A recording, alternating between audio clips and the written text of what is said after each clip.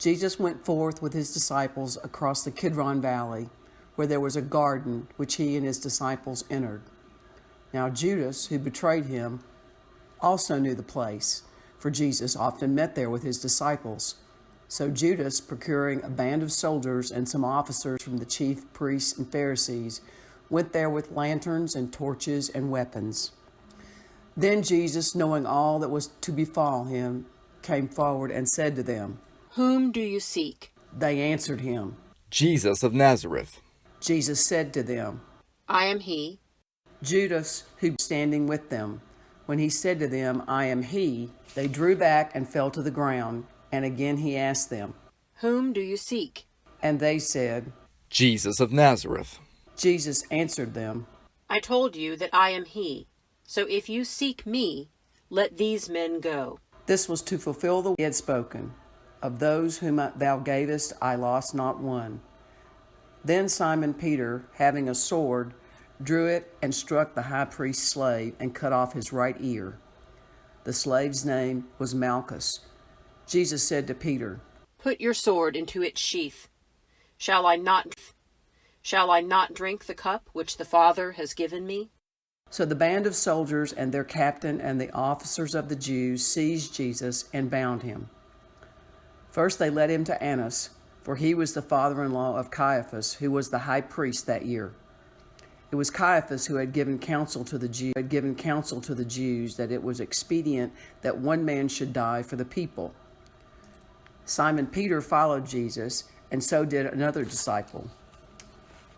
As this disciple was known to the high priest, he entered the court of the high priest along with Jesus, while Peter stood outside the door. The high priest went out and spoke to the maid who kept the door, and brought Peter in. The maid who kept the door said to Peter, "Are not you also one of this man's disciples?" And he said, "I am not." Now the servants and officers had made a charcoal fire because it was cold, and they were standing and warming themselves.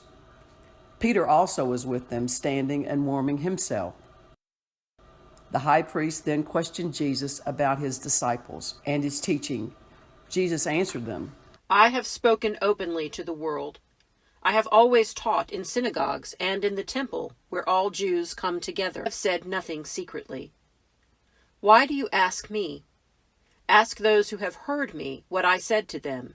They know what I said." When he had said this, one of the officers standing by struck Jesus with his hand, saying, "Is that how you answer the high priest?" Jesus answered him, If I have spoken wrongly, bear witness to the wrong. But if I have spoken rightly, why do you strike me?" Annas then sent him bound to Caiaphas, the high priest. Now Simon Peter was standing and warming himself. They said to him, "Are not you also one of his disciples?"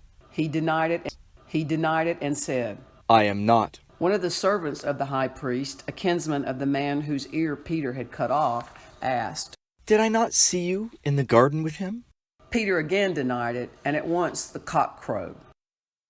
Then they led Jesus from the house of Caiaphas to the praetorium. It was early to not enter the praetorium so that they might not be defiled, but might eat the Passover.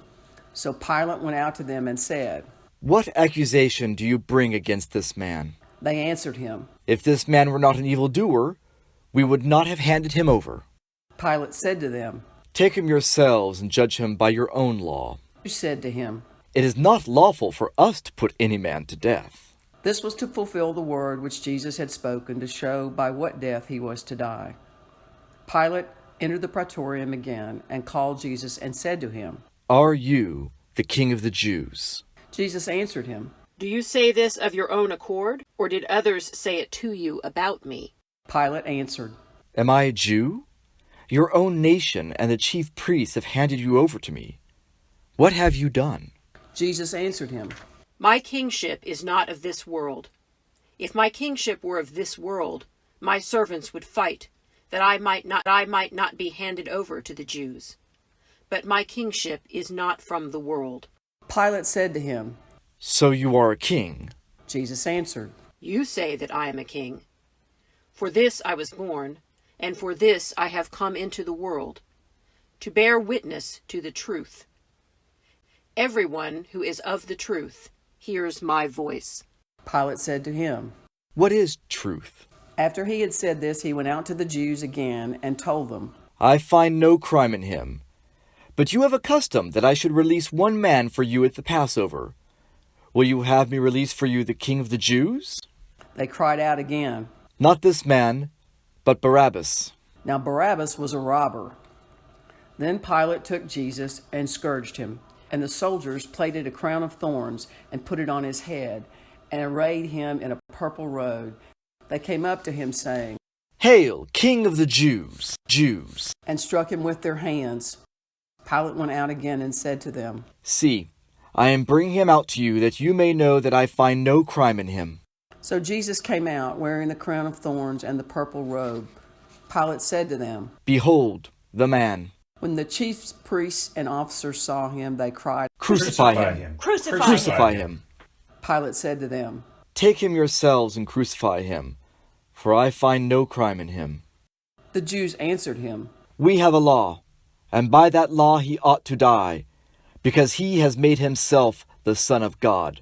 When Pilate heard these words, he was more afraid. He entered the praetorium again and said to Jesus, Where are you from? But Jesus made no answer. Pilate therefore said to him, You will not speak to me? Do you not know that I have power to release you, and power to crucify you? Jesus answered him, You had been given you from above. Therefore he who delivered me to you has the greater sin. Upon this Pilate sought to release him, but the Jews cried out, If you release this man, you are not Caesar's friend. Everyone who makes himself a king sets himself against Caesar. When Pilate heard these words, he brought Jesus out and sat down on the pavement seat at a place called the Pavement, and in Hebrew, Gabbatha. Now it was the day of preparation of the Passover. It was about the 6th hour.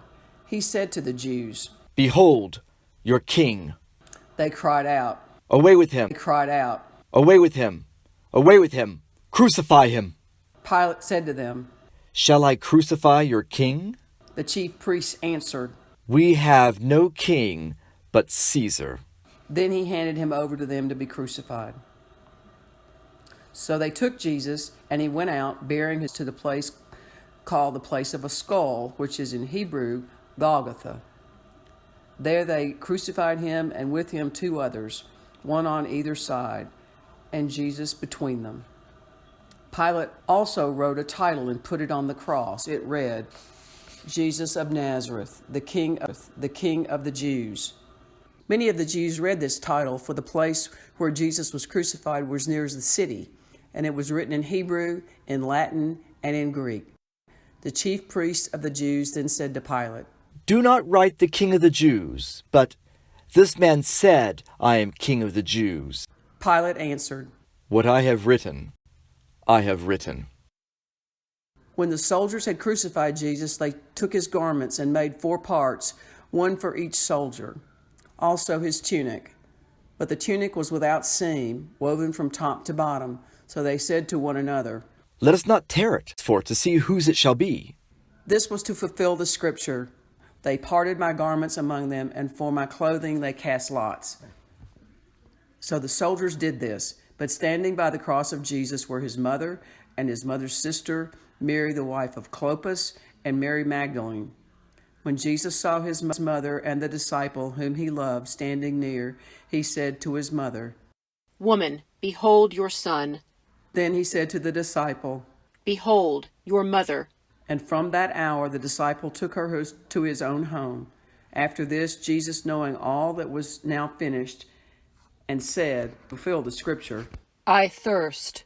A bowl of vinegar stood there. So they put a spoonful of the vinegar on a hyssop and held it up to his mouth.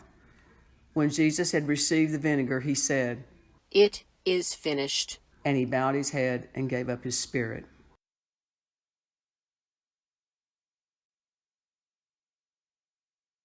Since it was the day of preparation, in order to prevent the bodies from remaining on the cross on the Sabbath, for that Sabbath was a high day, the Jews asked Pilate that their legs might be broken and that they might be taken away.